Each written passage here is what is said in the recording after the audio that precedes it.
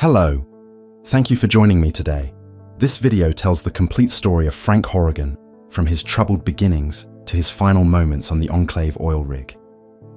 You have probably heard his name whispered in wasteland stories, seen him referenced as the ultimate boss battle, maybe even wondered if the legends about a 12-foot mutant in black armor could possibly be true. They are true, all of them, and the reality is somehow worse than the legend. This is the story of how a psychologically unstable Secret Service agent became the Enclave's ultimate weapon, how years of FEV exposure and brutal experimentation transformed him into something barely human, how he murdered his way across the California wasteland, leaving a trail of bodies that included children, families, and anyone the Enclave classified as impure, and how one tribal, armed with determination and unlikely allies, finally brought down the most powerful mutant in Fallout history. This is not just Frank's story, it is a warning about what happens when organizations decide some lives do not matter, when loyalty becomes more important than morality, when we create monsters and convince ourselves we are heroes. And if you genuinely enjoy this kind of dark storytelling, consider subscribing and liking the channel, but only if it truly resonates with you. I need to tell you something, not because I want to, but because someone has to remember what happened before the records are lost. Before the desert swallows everything whole, my name does not matter. What matters is what I saw, what I witnessed in those final days before the oil rig went up in flames. You have heard stories about monsters, I am sure. Ghouls shambling through irradiated streets, super mutants crushing skulls with bare hands, deathclaws tearing through power armor like paper. But those things, those creatures, they are products of chance and chaos. What I am going to tell you about is different. This is about something deliberate, something crafted with purpose and precision. This is about Frank Horrigan. Before I go further, I need you to understand something fundamental about the Enclave. They called themselves the last hope of America, the pure strain of humanity that would reclaim the wasteland. But purity, real purity, it became an obsession that twisted into something darker. They looked at the world outside their sterile corridors and saw only contamination, only mistakes that needed correcting. And when you see the world that way, when you convince yourself that you alone hold the blueprint for humanity's future, you will do anything to protect that vision. Anything. Frank Horrigan was not born a monster. Let me make that clear from the start. In 2211, he came into this world as human as you or me, though even then he was different. Larger than other children, broader in the shoulders, with hands that could crush walnuts before he turned 10. His parents, whoever they were, must have seen something unsettling in those early years. A boy who grew too fast, who smiled when other children cried, who did not seem to understand why you should not hurt smaller things. The Enclave noticed him young. Of course they did. They noticed everything. Their talent scouts watched children in the controlled environment of the oil rig, measuring physical traits, cognitive abilities, psychological markers. They were looking for soldiers, you see. Not just any soldiers, but perfect instruments of their will. And Frank, with his size and his strength, and his remarkably uncomplicated mind, he fit a very specific profile. By his early 20s, Frank had already climbed higher than men twice his age. The Secret Service, the personal guard of President Dick Richardson himself. Can you imagine that? A man, barely past boyhood, standing outside the office where the fate of the wasteland was decided. He wore the uniform. He carried the weapons. He stood at attention for hours without complaint. In that role, in that rigid structure, his peculiarities almost looked like virtues. His size intimidated. His single-minded focus seemed like loyalty. His difficulty with complex thought appeared as dedication to simple, clear orders.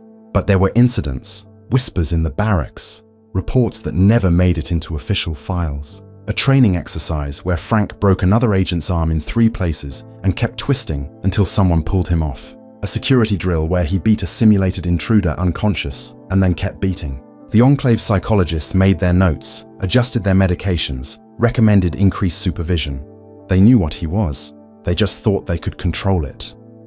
The psychotic blunder, as they called it in hushed tones, happened sometime in 2236. I never learned the full details. The official records were scrubbed, burned, deleted from every database. But I heard fragments over the years, a perceived threat to the president that was not a threat at all, a reaction wildly disproportionate to the situation, blood on the walls of a corridor that took 3 days to clean, and Frank, standing in the middle of it all, confused why everyone was screaming, unable to understand what he had done wrong. They could have executed him. Any other organization would have, but the Enclave does not waste resources, and Frank was a resource. So instead of a bullet, he got a transfer. Wasteland patrol duty, they called it. A punishment dressed up as a reassignment. Out there, beyond the safety of the oil rig, beyond the sterile halls where civilized men made civilized decisions about uncivilized acts. Out there, his violent tendencies could be useful. The patrols were brutal work. Not because of what you faced in the wasteland, though that was dangerous enough. Raiders, mutants, radiation storms that could cook you inside your power armor. No, the patrols were brutal because of what you were ordered to do. The Enclave needed slaves, you see. Bodies to dig through the ruins of old-world facilities, to extract resources, to handle materials too dangerous for valuable Enclave personnel. And Wasteland Patrol, that was where you found those bodies. Frank took to the work with disturbing enthusiasm. Other soldiers came back from those missions hollow-eyed, drinking too much, having nightmares about the families they had dragged screaming from settlements.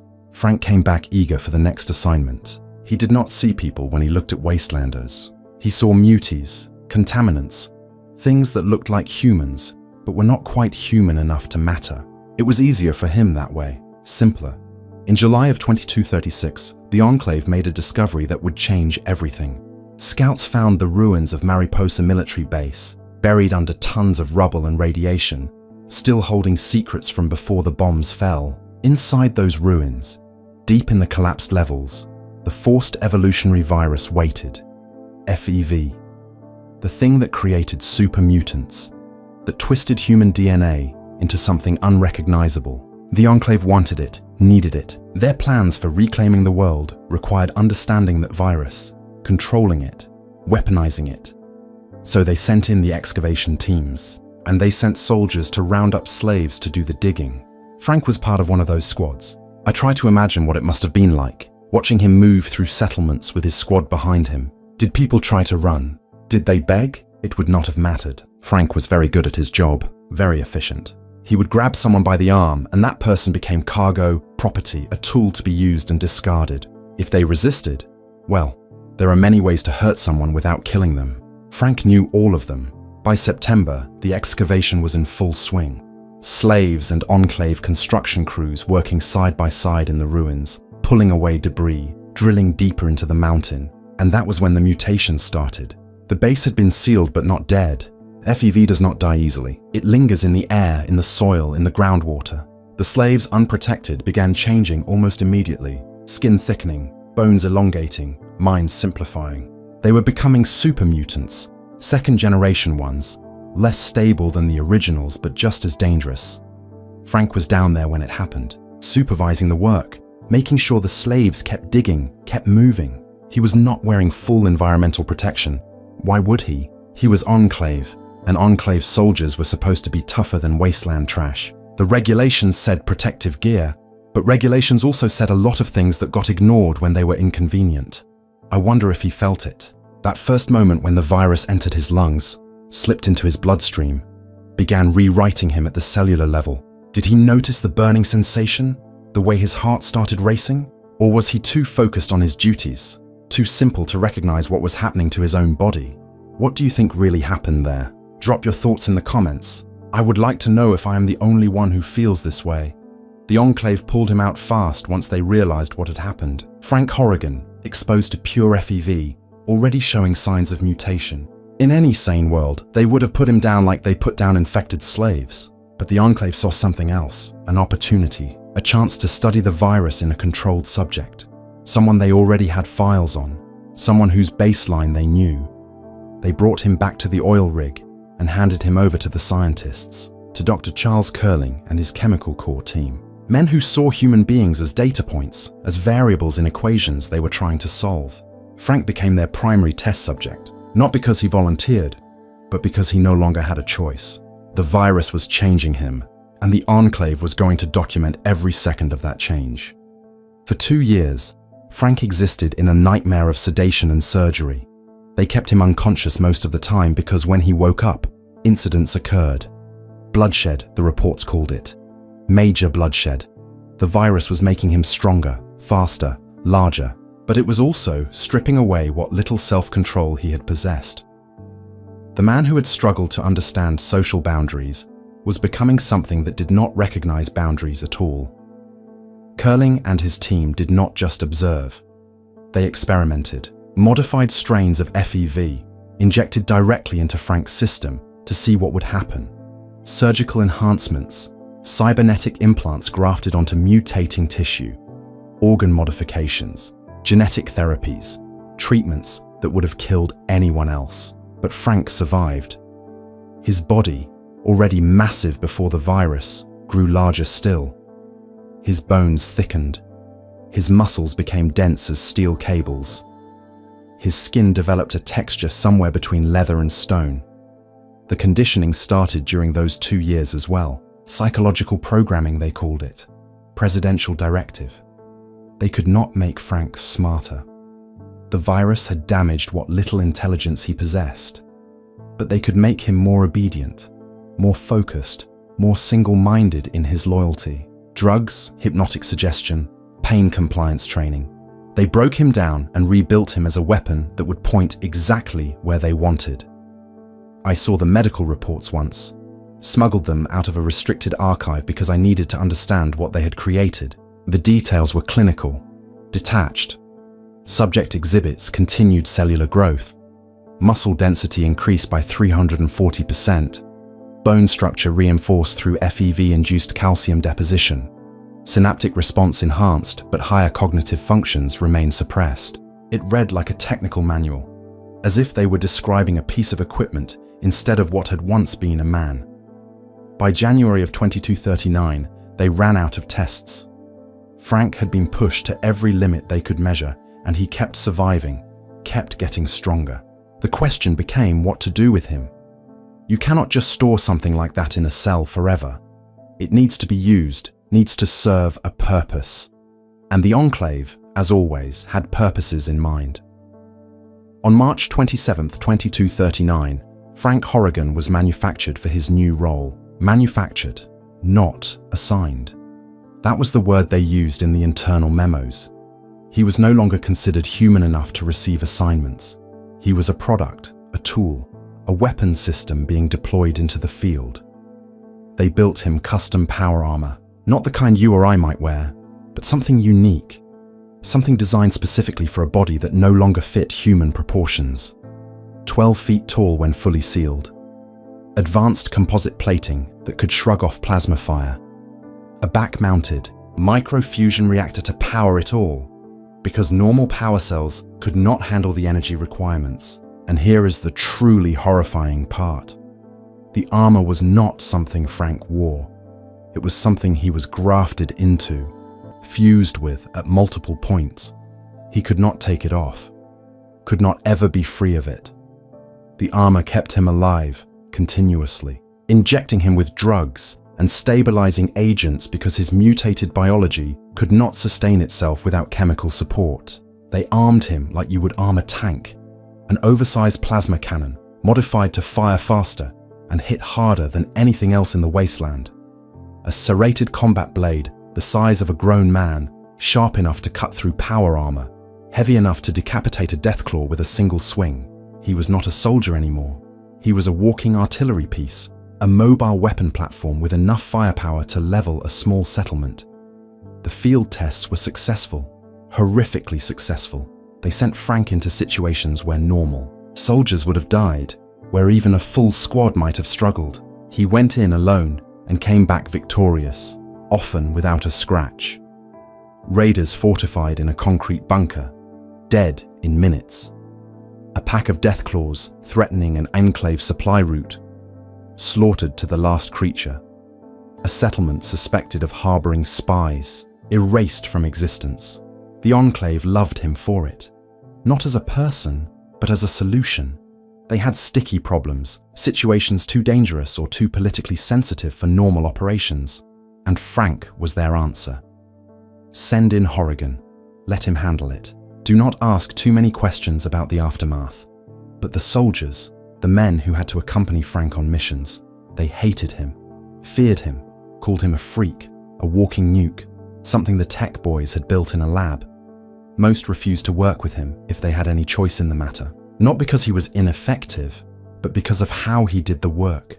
The brutality, the obvious enjoyment, the way he would linger over kills when the mission was already complete, experimenting with different ways to hurt things. Frank himself seemed unaware of their feelings, or maybe he just did not care. His world had narrowed to simple concepts. Orders from the president were good. Disobeying orders was bad. Muties were bad. Killing muties was good. Everything else, the complexity of human interaction, the moral weight of his actions, it all existed beyond his capacity to comprehend. I remember seeing him once, early in my time with the Enclave. I was young then, still believed in what we were doing, still thought the ends justified the means. We were on the oil rig, in one of the main corridors, and Frank was being escorted from one lab to another. The hallway, built for normal humans, was barely wide enough for him. He moved with this strange grace despite his size, each step precise and controlled. His helmet turned as he passed, and I swear I saw his eyes through the visor. They were not angry or hateful, they were empty, like looking into a tunnel that goes down forever, no light at the end. One of the older scientists noticed me staring and pulled me aside after Frank had passed. "Do not make eye contact," he said. "Do not speak to him unless he speaks first. And if he does speak to you, answer simply and directly. He is a resource, nothing more. Treat him like you would treat a piece of dangerous equipment. Respect what it can do, but never forget what it is."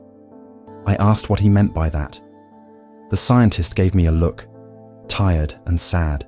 "He is what happens when we try to play God," he said. "When we take a broken man and break him further in the name of progress. And the worst part? It worked. We got exactly what we wanted. The mainland deployments, that is where Frank truly became legend.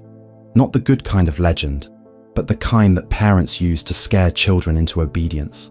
Stories filtered back from the wasteland, growing more horrific with each telling. A village wiped out overnight. Every man, woman, and child killed. Even the livestock slaughtered. A caravan ambushed on a trade route. The guards killed so viciously that experienced soldiers threw up looking at the remains. Random encounters with wastelanders who had the misfortune of crossing paths with an Enclave patrol led by a massive figure in black power armor. There was a pattern to the kills, if you knew what to look for. Frank always went for the head. Not a clean shot, but crushing it, pulverizing it, making sure there was nothing left that looked human. The psychologists said it was a coping mechanism, his way of dehumanizing his victims even further. If they did not have faces, they were not really people, just targets, obstacles, things that needed removing. One report, buried deep in classified files, described an incident at a small farming community. Frank's squad had been sent to investigate. Rumors of organized resistance, maybe contact with NCR sympathizers. They found nothing. Just families trying to grow crops in irradiated soil, trying to survive. The squad commander recommended they leave, report back that the settlement was no threat. Frank disagreed. The commander tried to explain that these were not combatants, that the mission parameters did not call for civilian casualties. Frank informed him that all wastelanders were mutants by definition, that contamination from radiation made them less than human, that the president wanted the wasteland cleansed. The commander ordered his men to stand down, not to fire. Frank shot him first, then the soldiers, who looked like they might object. Then he turned on the settlement, alone, methodically, building by building, person by person. The soldiers who survived said it took him 4 hours. 4 hours of sustained killing, and when it was done, nothing moved in that settlement except the wind. The Enclave quietly promoted Frank after that incident. They court-martialed the dead commander for insubordination and ruled the settlement a legitimate military target based on post-action intelligence that was almost certainly fabricated. The message was clear. Frank Horrigan was not to be questioned. His actions, no matter how extreme, had official sanction at the highest levels. I wonder sometimes if President Richardson ever had doubts, if he ever looked at Frank, at what his Enclave had created, and felt regret. The man who sent Frank into the wasteland, who signed off on every atrocity, who used that twisted weapon to advance his vision of a pure humanity. Did he understand what he had unleashed?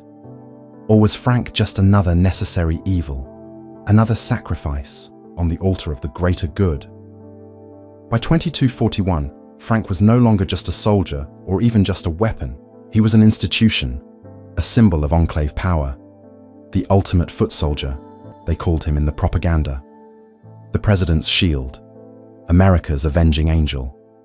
But out in the wasteland, where people whispered his name in fear, they called him something else. The devil in black armor, the Enclave's monster, death on two legs. He killed so many, hundreds, maybe thousands. Most of them are not in any official record, just people who were in the wrong place, saw the wrong thing, or simply existed in a way that Frank's damaged mind interpreted as threatening. A trader who ran when he saw Enclave troops, a farmer who reached for a tool Frank mistook for a weapon, a child who screamed too loudly and drew his attention. And through it all, Frank believed he was doing the right thing, serving his country, following orders, protecting the last hope of humanity from contamination. His world was simple, black and white, right and wrong. And in that simplicity, in that absolute certainty, he found a kind of peace that men with working consciences can never achieve. The worst part, the part that kept me awake at night after I learned the truth, is that the Enclave succeeded. They took a psychologically unstable man, a human being with problems that could have been treated or managed, and they transformed him into the perfect instrument of genocide. No mercy, no hesitation, no remorse, just efficient, brutal, unstoppable violence in service of an ideology that saw most of humanity as expendable. Frank Horrigan was not an accident. He was not a mistake. He was a deliberate creation, the logical endpoint of the Enclave's philosophy. And that should terrify you more than any ghoul, any raider, any super mutant ever could. Because monsters that come from chaos and radiation, those you can understand, but monsters that come from careful planning, from laboratories and research and systematic effort to create the most efficient killer possible, those are different. Those are the monsters we make when we forget that some lines should never be crossed. The year 2241 marked a turning point in the Enclave's grand plan. Though most of us did not realize it at the time, we were so focused on the work, on the project, on what we believed would be humanity's salvation.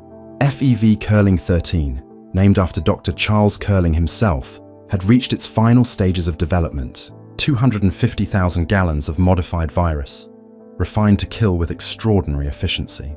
0.0001% aerosol exposure, that was all it took. Less than an hour for wastelanders. 14.5 hours of agony for vault dwellers with cleaner genetics. Death for everyone who had not been inoculated, which meant death for everyone except us. Frank was assigned to security detail for the final phase. He stood guard outside the laboratories, where Curling and his team worked around the clock, preparing the virus for global deployment. I saw him there often, a motionless statue of black armor and barely contained violence. Sometimes I would walk past and hear breathing through his helmet, heavy and mechanical like a fusion reactor idling. The soldiers joked nervously that you could feel the heat radiating off him from 10 feet away, that his armor was always hot to the touch because the reactor worked overtime keeping his mutated body alive. He never spoke unless spoken to first, never moved unless ordered, but his head would track you as you passed, following your movement with that unsettling precision predators have. I learned to avoid eye contact, to walk quickly, to not exist too loudly in his presence. Most of us did.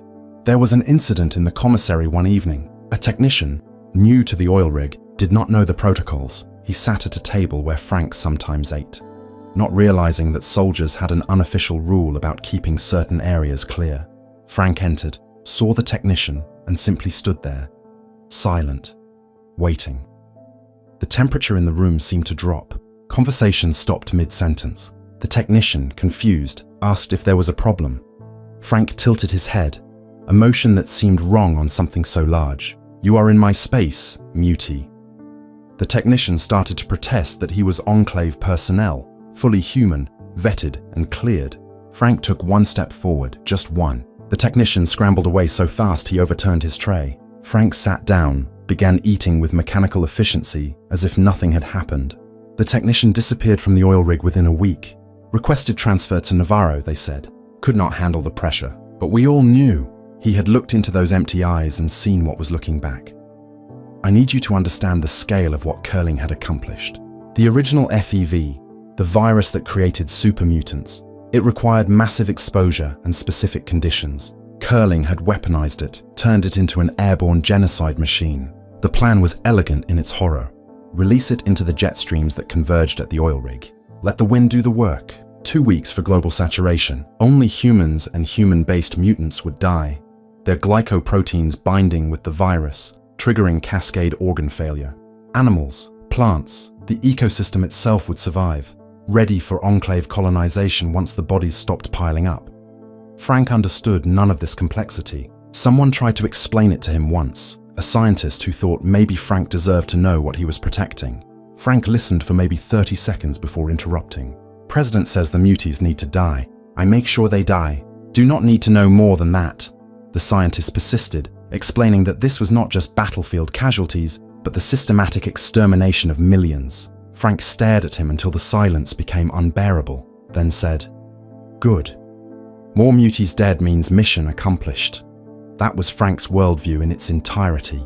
Orders from the president were law.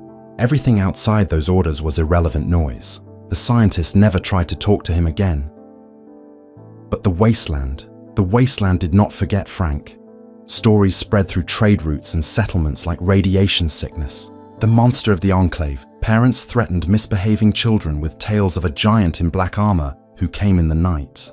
Raiders, men who made their living through violence, would abandon territory if they heard Frank was operating in the area. Even super mutants, creatures that feared almost nothing, learned to recognize the sound of his armor's servos and would scatter before he arrived.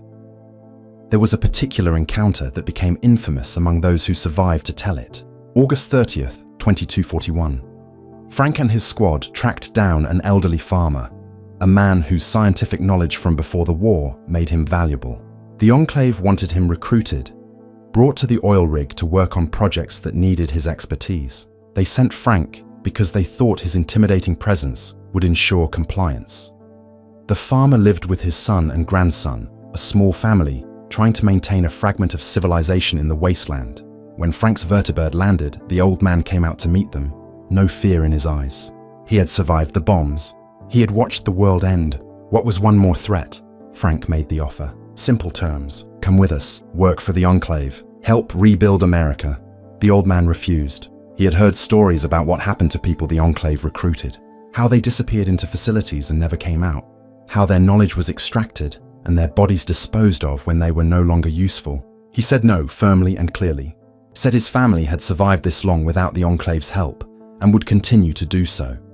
Frank asked once more, his tone not changing, not showing frustration or anger, just repeating the order as if the old man had simply not heard correctly.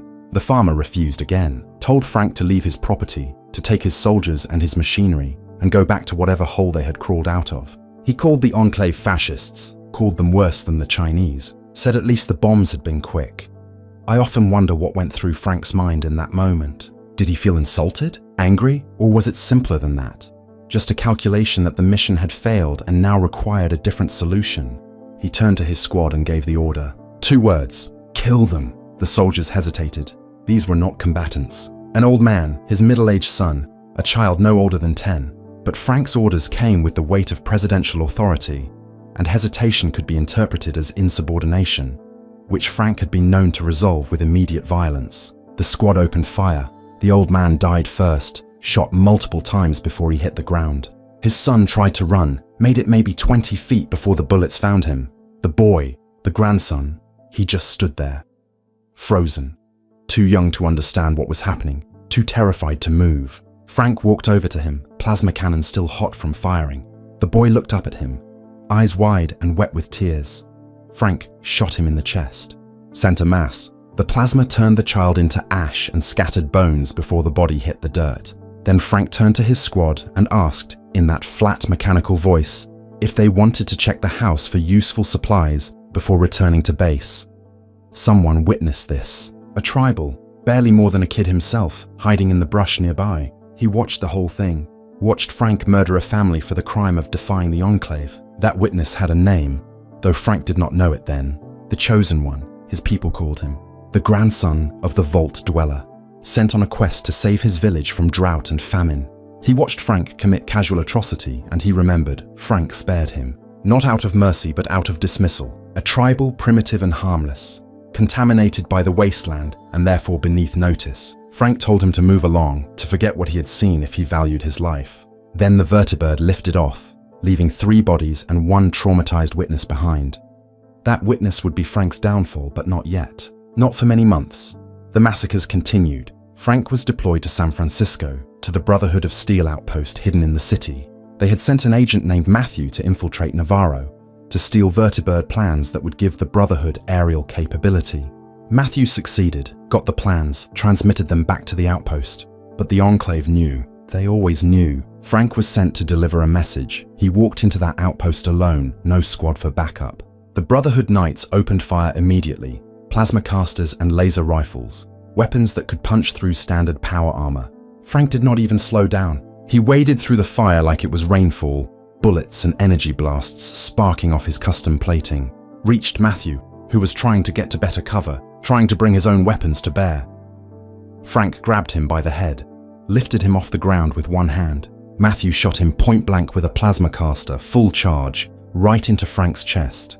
Frank laughed, actually laughed, a sound like grinding metal. Then he squeezed. Matthew's helmet crumpled, then his skull. Frank held the body up for a moment longer, making sure everyone in the outpost saw, making sure the message was clear. Then he dropped it and asked his squad, who had been waiting outside, if anyone wanted lunch. The Brotherhood Knights who survived that assault never forgot. They reported back about the monster in black armor, the thing that could not be hurt, could not be stopped.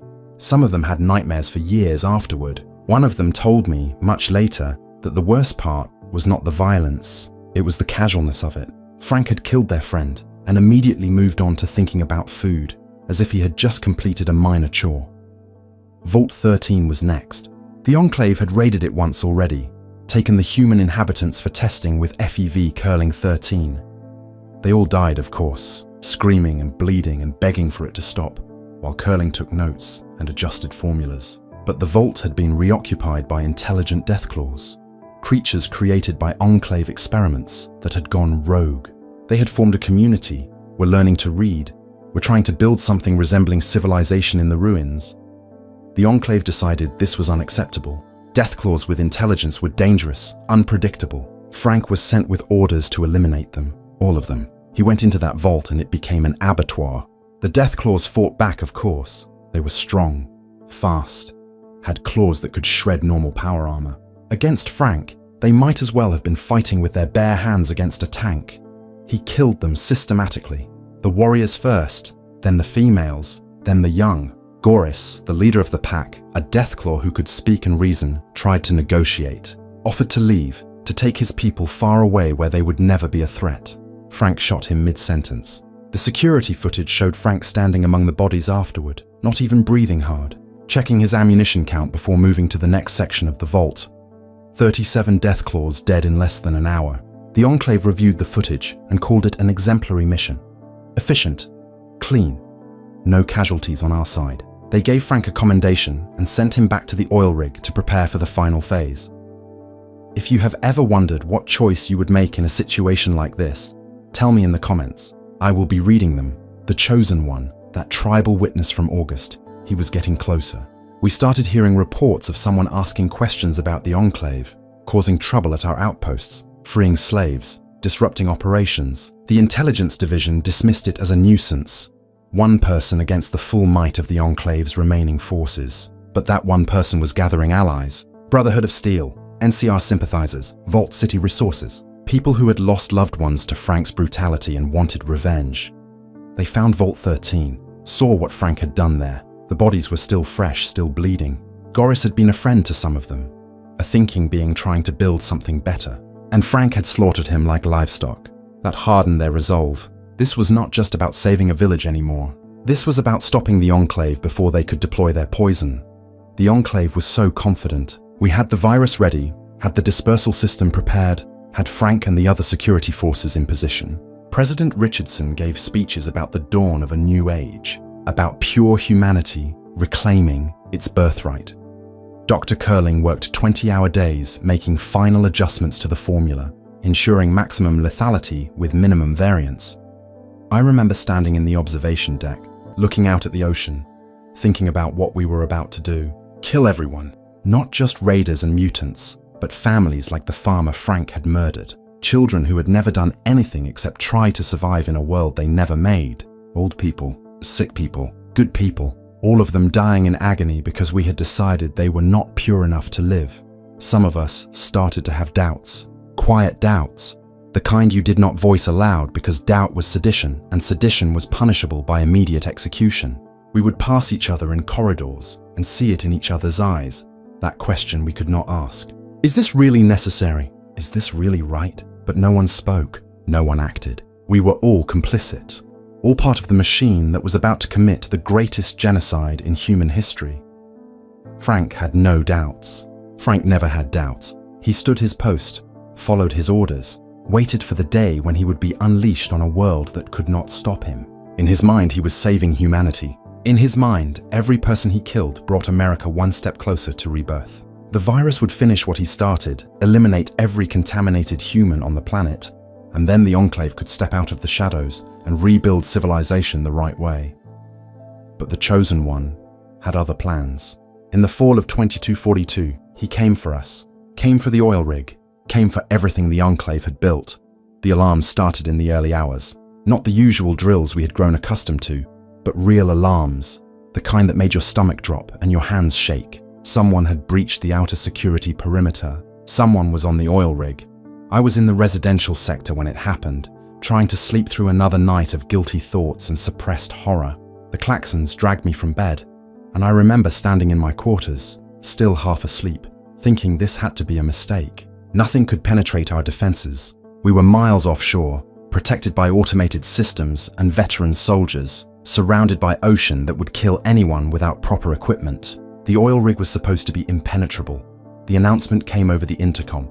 Intruders detected. All personnel to defensive positions. Security teams mobilize. And then, almost as an afterthought, Frank Horrigan to the detention level. That last part made my blood run cold. They were activating Frank. That meant this was serious. I grabbed my gear and headed for my assigned station, moving through corridors that were suddenly full of armed soldiers rushing in every direction. The confusion was palpable. No one knew how many intruders there were, where they had come from, or what their objective was. Some soldiers thought it was NCR, a special forces strike team. Others whispered about Brotherhood of Steel paladins in underwater power armor. A few mentioned rumors of a tribal who had been causing problems on the mainland, but dismissed it as impossible that one person could reach the rig. They were wrong. It was the tribal, the Chosen One. And he had not come alone, but he had come determined. The fighting was concentrated in the lower levels initially. The intruders, whoever they were methodical, working their way up through the facility. Security checkpoints fell one after another. Automated turrets went offline or turned against our forces, reprogrammed somehow. The Enclave soldiers, men trained since birth for combat, were dying. Not in small numbers, but in squads. Entire teams wiped out. I heard fragments over the radio. Someone talking about impossible shots, about weapons that should not exist in tribal hands, about tactics that spoke of military training. And then I heard something that made no sense. The prisoners were free, the Arroyo villagers, the Vault 13 dwellers, people we had been testing the virus on. They were being evacuated. Someone had broken into the detention level and released them. President Richardson sealed himself in his office with his personal guard. Dr. Curling secured the labs, protecting the virus samples and research data. And Frank began hunting. I was not there for most of what happened next, but I heard the stories after, pieced together from survivors and security footage. Frank moved through the lower levels like a force of nature, following the trail of destruction the intruders left behind. He found bodies, Enclave bodies, our people cut down by someone who knew exactly where to shoot, exactly how to kill efficiently. Frank would stop at each one, his head tilting in that unsettling way, processing information with his damaged brain. He encountered the Chosen One in the reactor control room, or rather, the Chosen One encountered him. There are different versions of what happened, but the consistent details paint a clear picture. The tribal was there with companions, people who had joined his cause. They were trying to access the main computer. trying to trigger some kind of cascade failure that would destroy the entire facility. Frank walked in through the main entrance, too large to use the side doors. His plasma cannon was charged and ready, his combat blade drawn. The Chosen One and his allies turned to face him, and for a moment, according to those who saw the security feed, no one moved. They were staring at each other, predator and prey, except neither was sure which was which. Frank spoke first. His voice, mechanically amplified by his helmet, filled the room. "You have gotten a lot farther than you should have. But then, you have not met Frank Horrigan either. Your ride is over, Mutie. Time to die." The Chosen One tried talking, actually tried to reason with Frank, to explain that the Enclave was planning genocide, that millions of innocent people would die if the virus was released. Frank listened, or appeared to listen, then responded with something that perfectly encapsulated everything he was. "Killing your kind is our business, and business is good." The fight that followed was the stuff of legend, though legend is probably too generous a word. Massacre is more accurate. Frank opened fire with his plasma cannon, superheated rounds that could vaporize an unarmored human. The Chosen One's companions scattered, returning fire with everything they had. Gauss rifles, pulse grenades, rocket launchers, weapons that would kill a normal soldier a dozen times over. Frank shrugged them off. His armor, that custom-built monstrosity grafted to his flesh, absorbed hits that would have destroyed a vertebrate. He kept firing, kept advancing, methodical and unstoppable. One of the Chosen One's companions went down, caught by a plasma burst that melted through their armor like wax. Then another. Frank was winning, but the Chosen One had done something clever. He had accessed the security systems, turned them against the Enclave. The automated turrets, the ones designed to protect critical areas, they activated, and they recognized Frank as a threat, not because of any malfunction, but because the Chosen One had reprogrammed their target parameters. Suddenly, Frank was taking fire from multiple angles, turrets and companions coordinating their attacks. Even then, he almost won. His armor held against the initial barrage, his reactor compensating for the power drain. He killed another companion, crushed them under his boot, while simultaneously firing at a turret. For a few terrible seconds, it looked like Frank was going to butcher everyone in that room, and then continue hunting through the rest of the facility. Then the Chosen One did something unexpected. He called for help, not from his companions, but from the oil rig's last people who might listen. Enclave soldiers, ones who had started to doubt, who had seen too much and wondered if maybe the Enclave had gone too far. A few of them, not many, but enough, they switched sides, turned their weapons on Frank. The betrayal, if Frank even understood it as such, changed nothing in his behavior. He just added them to his target list, started killing Enclave soldiers alongside the intruders. In his mind, they had become muties the moment they disobeyed orders. They were no longer pure, no longer worthy of life. So he killed them without hesitation, without remorse. The damage accumulated. Pulse grenades shorting out his armor systems, Gauss rifle rounds punching through weakened plating, turrets hammering him from angles he could not defend. His reactor started to fail, unable to keep up with the demand. The drugs that kept his mutated body alive, they stopped flowing properly. Frank began to slow, his movements becoming jerky and uncoordinated. He still killed 2 more soldiers before he fell, grabbed one by the throat and squeezed until the vertebrae separated. Shot another point blank with his plasma cannon even as his own armor was failing. He fought until his legs would not hold him anymore, until his systems crashed completely. When he finally went down, when his massive frame hit the deck with a sound like a building collapsing, the reactor room went silent. Everyone stopped shooting, stopped moving, just stared at the thing that had seemed invincible, lying motionless on the floor.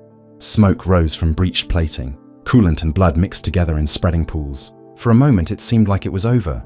Then Frank moved, his upper body dragging itself forward with one arm because his lower half was not responding. His armor was bisected at the waist, severed by concentrated fire, but he was still alive, still functional, still trying to complete his mission. The Chosen One approached carefully, weapon ready. Frank's helmet turned toward him, tracking the movement. When he spoke, his voice was damaged, distorted by failing systems, but still defiant. "You have not won here. You and your muty bastard friends are going to join me in a big old mushroom cloud send-off. I just triggered the self-destruct." He was laughing, or trying to. A wet, horrible sound that might have been laughter, or might have been his lungs failing. Blood leaked from seals in his armor, mixing with hydraulic fluid and coolant. But his eyes, visible now through a cracked visor, they showed satisfaction. Even in defeat, he thought he had won. The oil rig would explode. The Chosen One and his allies would die. The Enclave's enemies would be eliminated. The work will go on, Frank continued, each word coming harder than the last. You did not do nothing here except seal your own death warrants. Duty, honor, courage, semper fi, those were his last words. The motto of the Marine Corps, or what the Enclave pretended was the Marine Corps, their claim to military legitimacy in a world where such things no longer mattered. He died believing he had served his country, protected his people, done his duty as a soldier. He died without understanding that he had been a monster, that his life had been a crime against humanity given shape and purpose. I was not there when it happened, but I saw the footage later, watched Frank's head slump forward, watched his arms stop moving, watched the light fade from his eyes, and I felt nothing. No satisfaction at his death, no grief for a fallen soldier, just emptiness. Because killing Frank did not undo what he had done. It did not bring back the families he had murdered. It did not erase the horror he had inflicted on the wasteland. The Chosen One and his allies ran. The self-destruct was real, counting down steadily while they raced through corridors filled with panicking Enclave personnel. President Richardson was dead, killed either in the fighting or by his own hand, depending on who you ask. Dr. Curling had turned traitor, released the virus into the oil rig's sealed atmosphere instead of into the jet streams, killing his own people to stop the genocide. The facility was tearing itself apart, reactors overloading, bulkheads collapsing. I survived because I was near an evacuation point when everything went critical, grabbed a vertibird with a handful of other survivors, and we lifted off just as the oil rig began its final collapse. Looked back and saw the explosions, the fireballs rising into the sky, the structure that had been the Enclave's heart sinking into the Pacific. Everything we had built, everything we had worked toward, gone in minutes.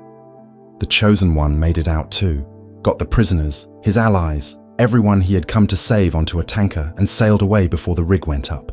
He had done the impossible. One tribal, with help from people we had dismissed as irrelevant, had destroyed the Enclave's master plan and killed the most dangerous weapon we had ever created.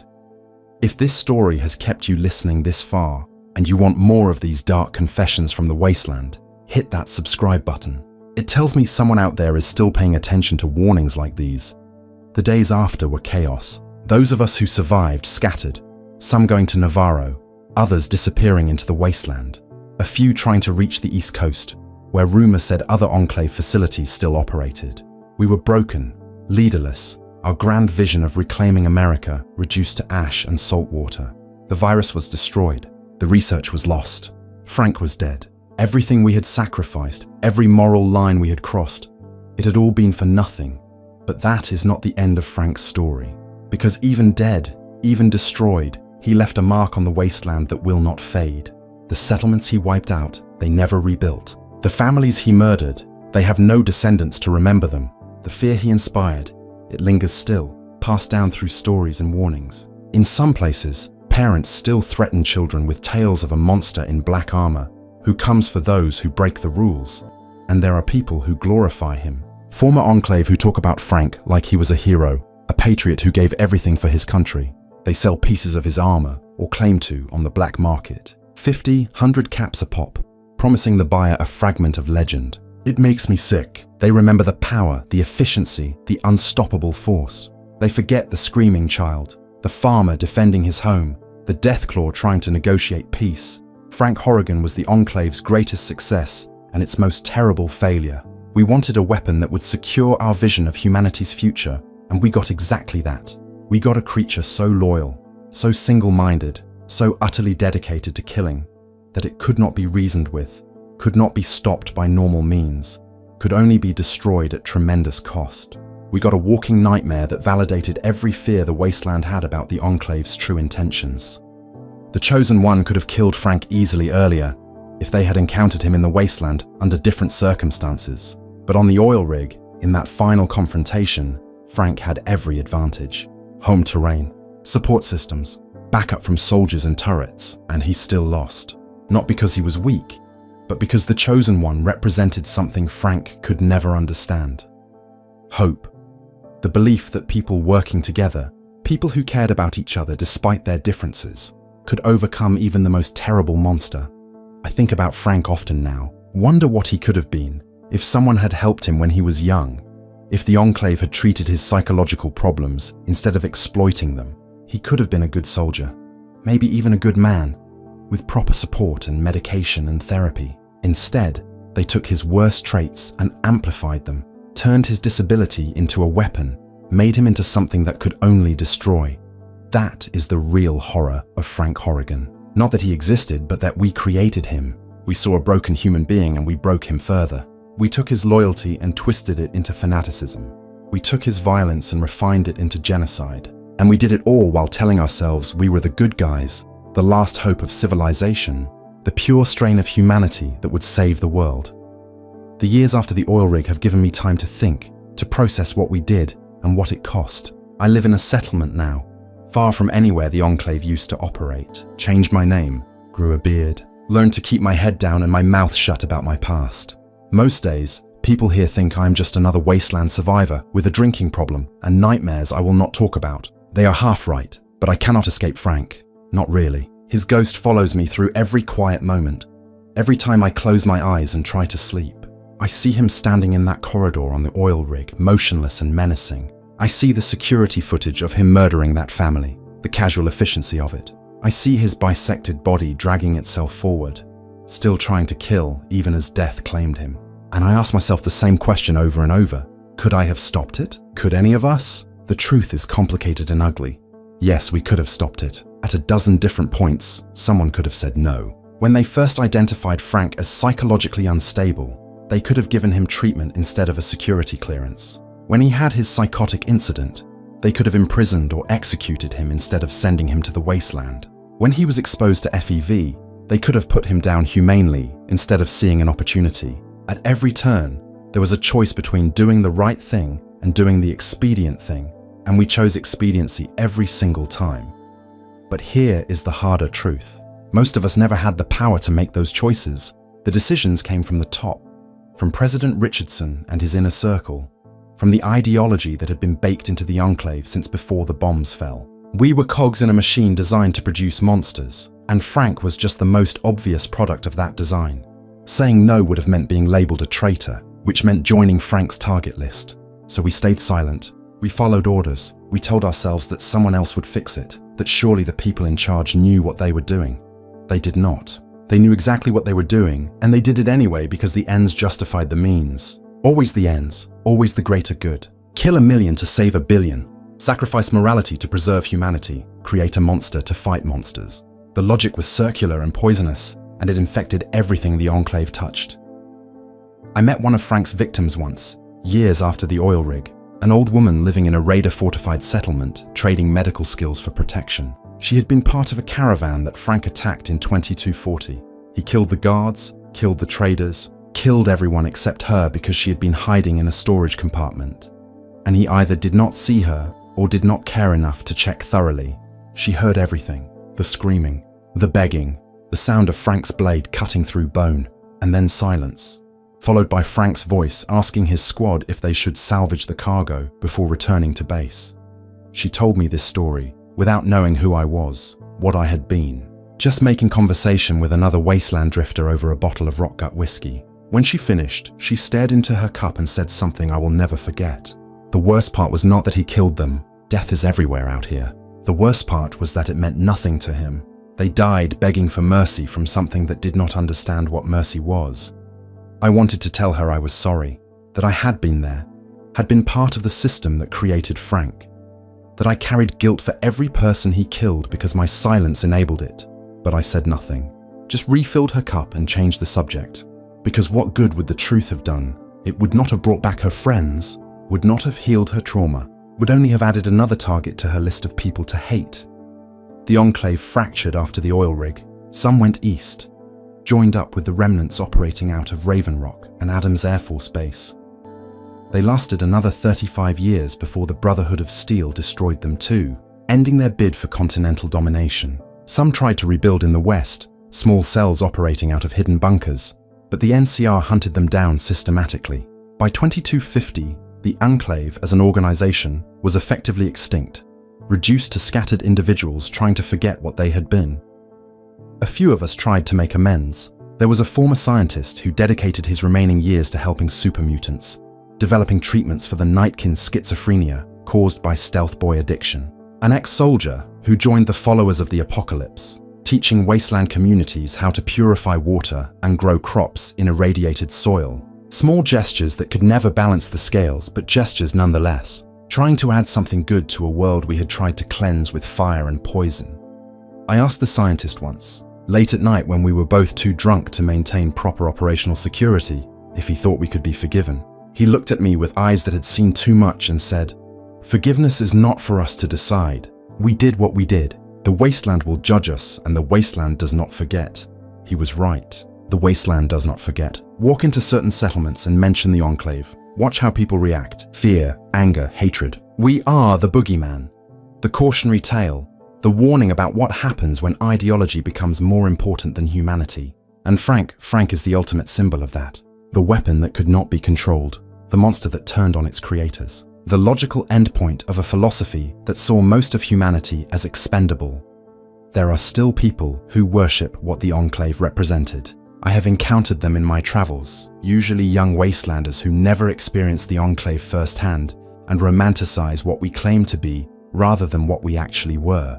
They talk about restoring order, about pure humanity reclaiming its birthright, about the need for strong leaders willing to make hard choices. When they learn I was Enclave, some of them look at me with reverence, like I am some kind of hero from a better time. I tell them about Frank, tell them everything. The murders, the experiments, the casual cruelty, the absolute certainty that what he was doing was right. I tell them about standing in corridors and feeling his eyes track my movement, knowing that one wrong word could get me classified as a mutie and added to his kill list. I tell them about the farmer and his grandson, about the death clause in Vault 13, about every atrocity Frank committed in the name of preserving pure humanity. Most of them go quiet after that. Some get angry, accuse me of lying or exaggerating. A few, and this is the truly disturbing part, they nod like I have just confirmed their beliefs. Like Frank's brutality was not a warning, but an instruction manual. Those are the ones I worry about. Those are the ones who would build another Enclave if given the chance, who would create another Frank and point him at their enemies. The cycle threatens to repeat, not with the Enclave specifically, but with the philosophy behind it. Every few years, some settlement or faction decides that the wasteland would be better if they were in charge. If everyone who disagreed with them was eliminated, if purity of ideology or genetics or culture was enforced through violence. They start small usually, exiling outsiders, restricting resources to approved groups, treating certain mutations or origins as markers of inferiority. And if no one stops them, they escalate. They always escalate. I have tried to stop some of them. Warned settlements when I saw the signs. Shared intelligence with groups fighting against emerging fascist movements. Sometimes it works. Sometimes people listen to a reformed Enclave officer explaining how the road to genocide is paved with good intentions and classification systems. Sometimes they thank me and adjust course, recognizing the danger before it consumes them. Sometimes they kill the messenger. I have scars from settlements that decided my warning was actually proof that I was the problem, that someone with my history had no right to lecture anyone about morality. They are not wrong exactly. I do not have moral high ground, but I have experience. I know what the endgame looks like. I have seen what happens when you decide that some lives matter less than others. When you create categories of acceptable targets, when you build weapons like Frank and convince yourself you are the hero of the story. The Brotherhood of Steel, they understood this better than most. After they helped destroy the oil rig, after they saw what the Enclave had become, they made changes to their own organization, recognized that their hoarding of technology, their elitism, their willingness to let wastelanders die to preserve their mission, that was a path toward becoming another Enclave. Not every chapter learned the lesson. Some doubled down, became more isolated, more convinced of their superiority. But others opened up, started helping communities, started seeing wastelanders as people worth protecting, rather than potential threats. The NCR learned different lessons. They saw the Enclave's centralized authority, its presidential structure, and decided democracy was the answer. Messy, inefficient democracy, where people argued and compromised, and sometimes made terrible choices. But at least those choices came from consensus, rather than dictate. It is not perfect. The NCR has its own problems, its own imperialism disguised as civilization. But it is harder to create a Frank Horrigan in a system where multiple people have to sign off on every major decision, where there are checks and balances, where citizens can vote out leaders who go too far. I think about what Frank could have been in a different system. In the NCR, his psychological problems would have been identified and treated, or he would have been discharged before he could hurt anyone. In the Brotherhood, his strength would have been valued, but his instability would have kept him from frontline duty, maybe assigned him to logistics or defense where his capabilities could be useful without being dangerous. In any halfway sane organization, Frank would have been a cautionary tale about the importance of mental health screening, not a weapon to be deployed against civilians. But the Enclave was not sane. It was the fever dream of men who survived the apocalypse by hiding in a bunker and convinced themselves that this made them special, that their survival proved their superiority, that they had the right and responsibility to reshape humanity according to their vision. And Frank was the perfect instrument for that vision, because he could not question it, could not doubt it, could only execute it with maximum efficiency. There is a settlement in the far north, built around a pre-war factory that somehow survived mostly intact.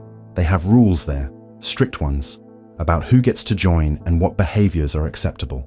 Nothing explicitly genocidal, but the pattern is familiar. Emphasis on pure bloodlines, whatever that means in a world soaked in radiation, restrictions on who can have children, mandatory genetic testing. When I passed through and heard about their system, I asked to speak with their council. I told them about Frank, told them everything.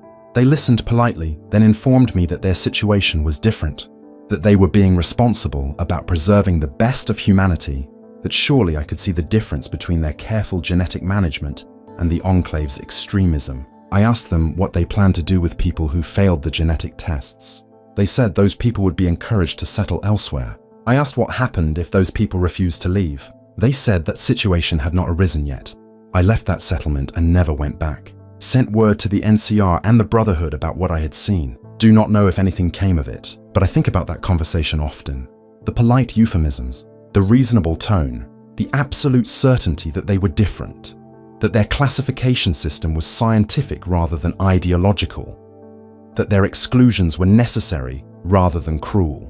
It sounded exactly like conversations I had heard on the oil rig, in Enclave briefings, in the commissary over meals. We were always reasonable, always justified, always convinced that this time, this implementation of purity doctrine would be the correct one. Frank never had those conversations. Frank never bothered with justifications or euphemisms. He just killed what he was told to kill. And in his simplicity, in his absolute conviction, he was the most honest expression of what the Enclave believed. Strip away the rhetoric about preserving humanity and rebuilding civilization, and what remained was Frank. Pure violence in service of exclusion. The fist wrapped in ideology, crushing anyone classified as other. They say the Chosen One kept one of Frank's weapons as a trophy, the combat blade, that oversized, serrated monstrosity that Frank used to butcher deathclaws and people alike. Supposedly it hangs in a place of honor in Arroyo, a reminder of what they overcame, what they defeated. I've never seen it myself, never wanted to. That blade killed so many. Every notch and stain on that metal is someone's last moment, someone's family destroyed, someone's hope extinguished. Displaying it feels wrong to me, but I understand why they do it. They need to remember that monsters can be beaten, that overwhelming force and technological superiority do not guarantee victory. That courage and cooperation can overcome even the most terrible weapons. I wish I could believe that as strongly as they do. Most days I think we just got lucky. If the Chosen One had been slightly slower, if Frank's armor had held up better, if Curling had not turned traitor at the last moment, the oil rig would have deployed the virus and Frank would have survived to see the wastes go silent, and he would have walked through the corpse-strewn world, satisfied that he had completed his mission, never understanding the magnitude of what he had helped accomplish. That is the ultimate tragedy of Frank Horrigan. Not that he was evil, but that he was not. Evil implies choice, implies understanding that what you are doing is wrong and doing it anyway. Frank did not have that capacity. He was a damaged man turned into a damaged weapon, pointed at the world by people who convinced themselves they were righteous. His body count was his own, but the responsibility for creating him, for enabling him, for turning his dysfunction into a military asset, that belongs to all of us who stood by and let it happen. I am old now. 67 last month, assuming I've counted the years correctly. My hands shake. My lungs rattle from years of breathing wasteland air and smoking too many cigarettes. I do not have much time left, which is why I am recording this. Someone needs to know the truth about Frank Horrigan. Not the legend, not the propaganda, but the reality. He was the Enclave's most powerful mutant, yes. But more than that, he was our greatest sin. The proof that we had gone so far down a dark path that we could not even recognize the horror we had created. If you are listening to this, if you are part of some organization talking about purity and superiority and necessary sacrifices, I beg you to stop. Look at what you are building. Ask yourself if you are creating the next Frank Horrigan, the next instrument of genocide wrapped in reasonable justifications. Because I promise you, it starts with small steps. Excluding certain groups, classifying people as acceptable or unacceptable, building weapons and telling yourself they will only be used against real threats. And then one day, you wake up and your weapon is killing children, and you realize you have become the monster you thought you were fighting. Frank is dead. The Enclave is broken. The virus was destroyed. But the philosophy that created them, that lives on, it resurfaces every generation in new forms, new names, new justifications. And it will keep resurfacing until we as a species learn the fundamental lesson that Frank's existence should have taught us. There is no such thing as an acceptable genocide. There is no category of human that deserves extinction. There is no purity worth the price of mass murder. We are all contaminated. We are all mutants. We are all just trying to survive in a world that wants us dead. And the only way forward is together, accepting our differences, helping each other despite our flaws. That was the lesson the Chosen One understood, and the Enclave did not. That was why a tribal with improvised allies could destroy the most technologically advanced organization in the wasteland, not because they were stronger, but because they were united by something more powerful than ideology. They were united by the simple belief that all people, mutant or pure or somewhere in between, deserved a chance to live. Frank Horrigan never understood that, could not understand it. His brain had been too damaged, his conditioning too thorough, his worldview too simplified. He died believing he was a hero, a patriot, a soldier doing his duty, and maybe in his own broken way he was. He followed his orders. He protected what he was told to protect. He killed who he was told to kill. He was loyal to the end. But loyalty to a genocidal cause is not a virtue. Following orders to commit atrocities is not duty, and dying in service of evil, no matter how sincerely you believed it was good, does not make you a hero. It makes you a cautionary tale, a warning carved in blood and plasma and shattered bone, a reminder that the road to hell is paved not just with good intentions, but with good soldiers who never questioned their orders. I failed Frank. We all did. We failed him when he was young and needed help. We failed him when he showed signs of instability. We failed him when he was exposed to FEV. We failed him every day we let him continue killing in our name. And ultimately, we failed him by forcing the Chosen One to kill him, to put down a rabid dog we had created and could not control. Frank deserved better than the life he got. The wasteland deserved better than having Frank unleashed upon it. We all deserved better than the system that made Frank possible. I do not know if this recording will change anything. Probably not. People tend to hear what they want to hear, believe what they want to believe. But I needed to say it, needed to leave this testimony before I die. Before the last of us who remember the oil rig are gone, and Frank becomes nothing but legend, stripped of context and consequence. He was real. The people he killed were real. The choices we made were real. And the lessons, God, the lessons are still relevant. Do not create weapons you cannot control. Do not classify people as acceptable casualties. Do not convince yourself that your cause justifies any action. Do not build your own Frank Horrigan and then act surprised when he does exactly what you designed him to do. These should be obvious truths, but they are not. Every generation has to learn them again, usually at terrible cost. Frank Horrigan was 12 feet tall, powered by a fusion reactor, armed with enough firepower to level a town. But in the end, he was just a man, a broken, manipulated, tragic man turned into an instrument of mass murder by people who should have known better. Remember him, remember what he did, remember what created him. And for the love of whatever you hold sacred, do not repeat our mistakes. The wasteland has enough monsters. It does not need us making more.